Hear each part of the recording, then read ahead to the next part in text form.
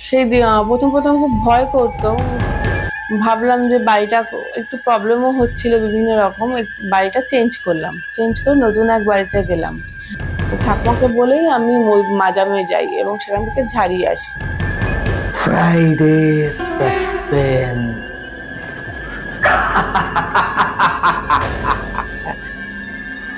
শুধুমাত্র মেডিটা লেজেন্ড ওয়াইটি চ্যানেলে রাত 9টায় আসবে গল্পের ধারা, রহস্য, প্রেম আর হাসির খেলা সারা।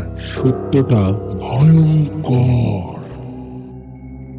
নমস্কার, ওয়েলকাম মেডিটা লেজেন্ড গল্প জংশনে। আজকে আমাদের ফার্স্ট পডকাস্ট। আমি আগের দিনে আমার লাইভে বলেছিলাম যে আমরা পডকাস্ট স্টার্ট করছি। তো আজকে আমাদের সাথে কিছু নিজের জীবনের ঘটনা শেয়ার করতে চলে এসেছেন আমাদের দিদি পার্বতী চক্রবর্তী। উনি আমাদের সামনে আজকে নিজের জীবনের কিছু অলৌকিক ঘটনা আমাদের সাথে শেয়ার করবেন।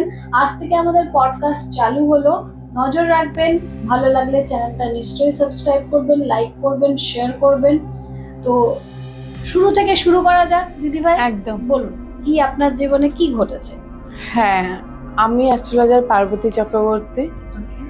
তো আমার জীবনে কিছু সুপার ন্যাচারাল এক্সপিরিয়েন্স আছে, তার থেকে একটা আজকে আমি শেয়ার করব। নিশ্চয়। প্রথমে তো যাই আমার ছোটবেলার কথা। ছোটবেলার থেকেই ঠাকুমার সাথে আমি খুব ক্লোজ। ওকে।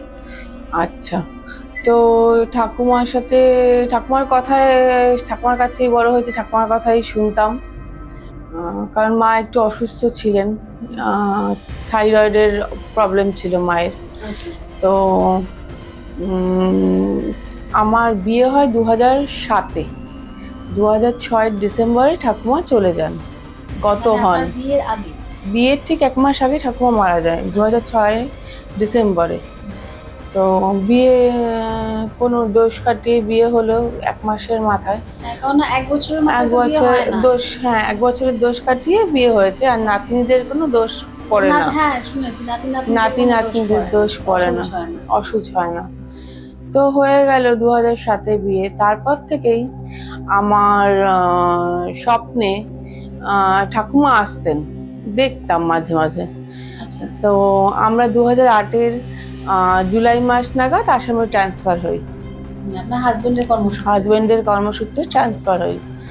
তো সেখানে যে বাড়িতে প্রথম রেন্টে যাই, সেই বাড়িতে দেখতাম ঠাকুমা রান্নাঘরের সামনে দাঁড়িয়ে আছে। তো কিছুদিন ঘুমন্ত চোখে দেখেছি, কিছুদিন ঘুম থেকে উঠেও দেখেছি।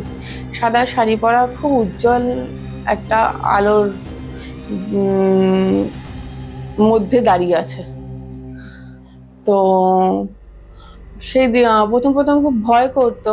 তো আমার দিনের বেলায়ও, দুপুরে, শনিবার মঙ্গলবার করে বেশি হতো, এবং রাত্রিবেলাও দেখেছি।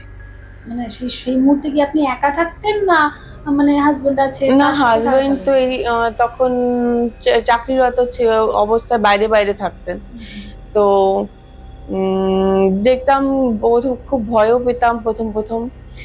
তারপরে একদিন হঠাৎ করে দুপুরে শুয়ে আছি, তো ঘুমানোর সময় দেখলাম রান্নাঘরের সামনে বলছে, কি কি রান্না করেছিস আজকে? মানে দিনের বেলায়, শনিবার দুপুরবেলা ছিল, একটুখানি আমার মনে আছে। তো বলছে পুরো একা, একতলাটা আমি পুরো একাই থাকতাম রেন্টে, আর হাজবেন্ড অফিসে। আচ্ছা, বাড়ি মালিকিনরা তো দোতলায়, একদম উপর তলায়। তো যাই হোক, দেখে বলছে কি রান্না করছিস? চমকে উঠেছি, চোখ খুলে এরকম শুনলাম, চমকে উঠেছি। তো ভাবলাম যে বাড়িটা একটু প্রবলেমও হচ্ছিল বিভিন্ন রকম, বাড়িটা চেঞ্জ করলাম, চেঞ্জ করে নতুন এক বাড়িতে গেলাম। আগের বাড়িটায় ওই জবের দিয়ে দেখি ছাদে ইটের আওয়াজ, ঝুপঝাপ আওয়াজ। দাদা বলতেন যে মনে হয় বিড়াল যাচ্ছে। আমি বৃড়ালের পায়ের তো আওয়াজ হয় না, ছাদে একটা ঝুপঝাপ আওয়াজ হতো। নতুন বাড়িতে যখন গেলাম, তখনও ছাদে এরকম, পাশের যারা রেন্টে থাকতো আমাদের, আমরা দুটো ফ্যামিলি থাকতাম। তো সেই ফ্যামিলিতে একজন দাদা বললেন যে এরকম ছাদে আওয়াজ পাওয়া যাচ্ছে ইটের ঝুপঝাপ করে। সেখানেও আমি অ্যাকচুয়ালি ছোটবেলার দিয়ে কালী পুজো করি, শিব কালী পুজো করি, অর্ধনারীশ্বর আর কি। তো একটা মা ত্রিশক্তির ছবি আমার বেডরুমে আটকানো ছিল। এবারে একজন বলল যে না, বেডরুম থেকে এই ছবিটা অন্য রুমে দিতে, বেডরুমে ওই ছবি লাগানো ঠিক না, মানে ঠাকুর উগ্র দেবী বলে। আচ্ছা, আচ্ছা। হ্যাঁ, অনেকেই বলে হ্যাঁ, মাতারা ছবি ঠাকুর ঘর লাগানো। আলাদা করে রাখতে, তো অন্যরকম ছবি রাখলাম। এবং বেডরুমে একটি বৌদি বলল যে মানে আমাদের বাড়ির মালকিন ছিলেন, একটা লক্ষ্মীনারায়ণের ছবি রাখো। তা উনি জানতেন না, ওনাকে এত স্টোরি বলিনি। বললো তুমি তো ভয় পাও। তখন আমার হাজবেন্ড এরিয়াজ ম্যানেজার হলো, বাইরে বাইরে থাকতো বেশিরভাগই 30 দিনের 15 দিন। তো বললো তুমি একটা লক্ষ্মীনারায়ণের ছবি দাও। তা বসালাম। তারপর থেকে ছাদের আওয়াজটা হতো, ঠাকুমাকে অত দেখা বন্ধ হয়ে গেল, যে ঘরের মধ্যে ঢুকে কোনো। কিন্তু আমার প্রতিটা দরজায় 3 বেডরুম ফ্ল্যাট ছিল, প্রতিটা দরজায় গেলেই শনি মঙ্গলবার করে একটা মৃত পচা গন্ধ আসতো। মানে মানুষ পোড়ানোই বলতে পারো, মারা গেলে যে পোড়ানো হয়, যে একটা শ্মশানের যে পোড়া পোড়া গন্ধ, ওরকম একটা আসতো। শ্মশানে আমি একবার গেছি, তারাপীঠ শ্মশানে দেখেওছি এরকম মৃত মানুষ যেতে। দরজায় দরজায় প্রতিটা দরজার সামনে গেলে গন্ধটা আসতো, আবার বের হলে ওটা উধাও।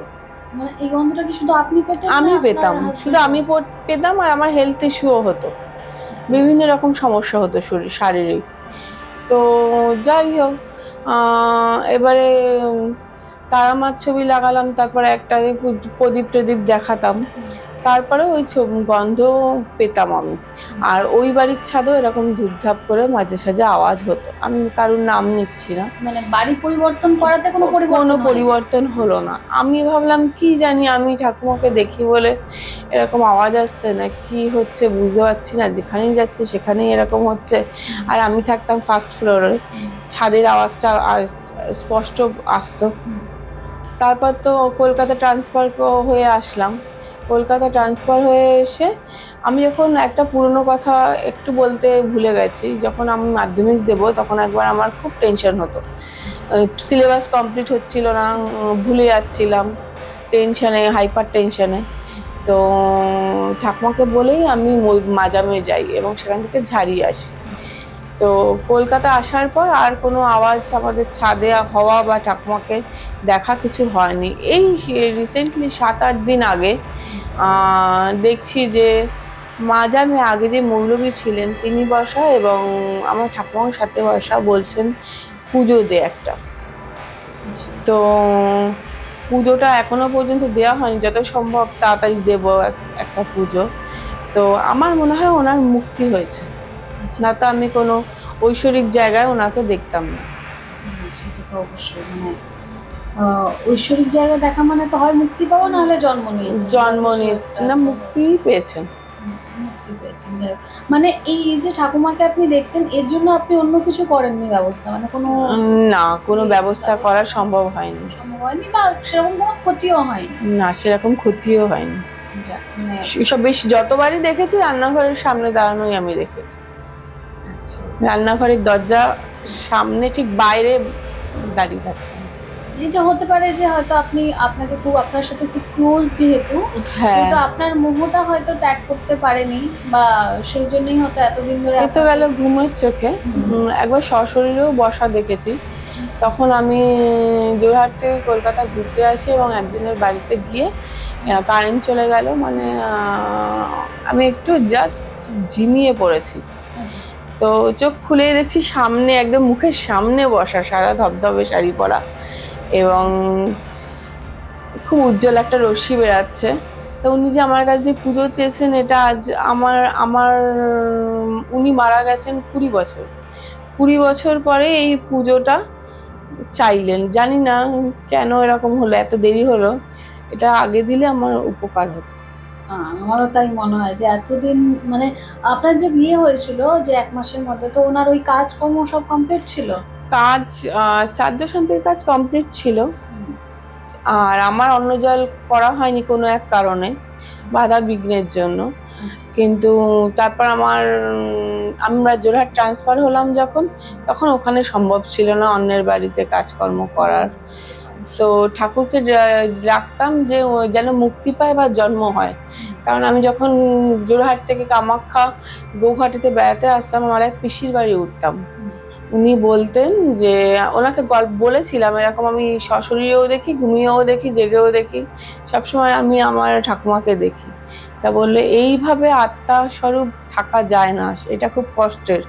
না মানুষ হিসাবে না মুক্তি হিসাবে, উনি মাঝখানে এক জায়গায় আছে, তুমি আটকে গেছেন। তুমি ঠাকুরকে ডাকো, কি মা কামাখ্যায় যাচ্ছ বলো, যেন মুক্তি পায়।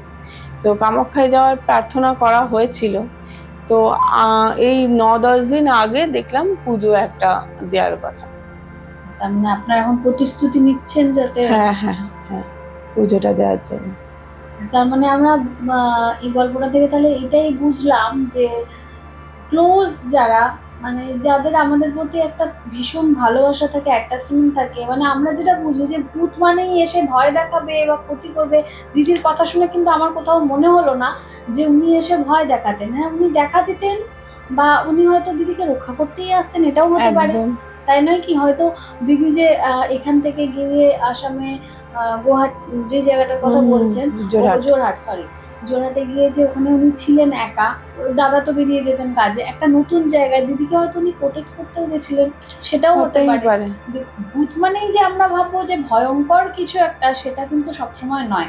এটা আমরা আগেও, আমার আরেকটা আগে একটা পডকাস্টেও, আমি পডকাস্ট না, একটা কল রেকর্ডিংসেও আমাদের পোস্ট করা হয়েছিল, ছাড়া হয়েছিল, সেটাতেও আমরা বলেছিলাম যে ভূত মানেই যে সবকিছু ভয়ানক হবে তার কোনো মানে নেই, অনেক সময় ভালোও হয়। তো যাক, এই গল্পটা শুনে সত্যি ভালো লাগবার, আশা করি আপনি তাড়াতাড়ি পুজোটা দিয়ে দিন যাতে উনিও মুক্তি পান, কারণ আত্মার শান্তি হয়। কারণ সত্যি এরকম ভাবে ঝুলে থাকা, না আমার জীবন আছে না আমার কাছে কোনো শরীর আছে, এরকম ভাবে ঘুরে থাকা তো সত্যিই কষ্টের, তাই না? হয়তো কোনো অসুবিধার জন্য উনি মুক্তি পাননি এতদিন পর যখন আপনি দেখতে পেয়েছেন, আমার মনে হয় খুব তাড়াতাড়ি সেটা করে দেওয়া উচিত, আর খুব ভালো পুজো দিয়ে দেওয়া উচিত। Friday Suspense.